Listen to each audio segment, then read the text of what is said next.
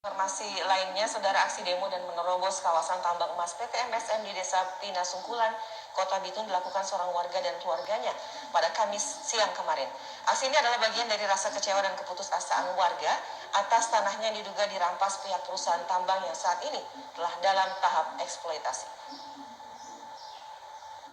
Inilah usaha yang dilakukan Ibu Rosinta Butar-Butar bersama keluarga besarnya untuk menuntut hak atas tanah di kawasan perkebunan Desa Pinasungkulan Kota Bitung yang kini telah dikuasai oleh perusahaan tambang PT MSM. Aksi menerobos area tambang yang diklaim sebagai miliknya ini adalah upaya yang sama yang pernah dilakukan sebelumnya demi mencari keadilan. Kali ini Ibu Rosnita didampingi tim kuasa hukumnya berusaha melakukan upaya penguasaan kembali atas tanah seluas kurang lebih 4 hektar ini karena memiliki sertifikat hak milik tanah yang dikeluarkan oleh BPN Kota Bitung. Sempat terjadi ketegangan dengan aparat kepolisian yang menjaga kawasan tersebut. Bahkan untuk masuk kawasan tambang, warga terpaksa membongkar penghalang serta mengeluarkan paksa pagar pembatas yang dibuat pihak perusahaan.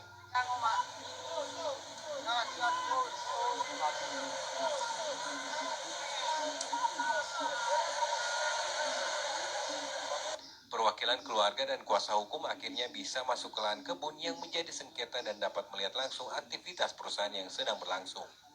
Pihak keluarga mendesak perusahaan untuk menghentikan sementara proses eksploitasi yang sementara ini dilakukan PT MSM di tanah yang diklaim milik mereka. Pemilik sah dengan sertifikat hak milik nomor 204 Pinasungkulan yang sudah didaftarkan di BPN Bitung. Kami masih menempuh jalur hukum, baik pidana maupun perdata yang terus bergulir. Akan tetapi bukannya status quo, justru tambang terus berjalan. Seharusnya penambang yang dalam hal ini kontraktor negara sebagai pemilik kontrak karya generasi 4 menghormati peraturan perundangan yang berlaku dan juga prosedur hukum, menghentikan secara sementara. Di sini saya bersama-sama dengan keluarga dan juga teman-teman rekan-rekan, kami ada sekitar 50-70 orang mendesak, dan tim kuasa hukum kami dari Fahmi dan rekan di Manado mendesak agar kita segera status quo karena ini adalah perampasan hak dari ibu saya. Sementara lakukan gugatan ya, kita sementara lakukan gugatan. Dan KPI tadi juga klien kami sudah melakukan komunikasi dengan salah satu pihak pimpinan manajemen perusahaan ini.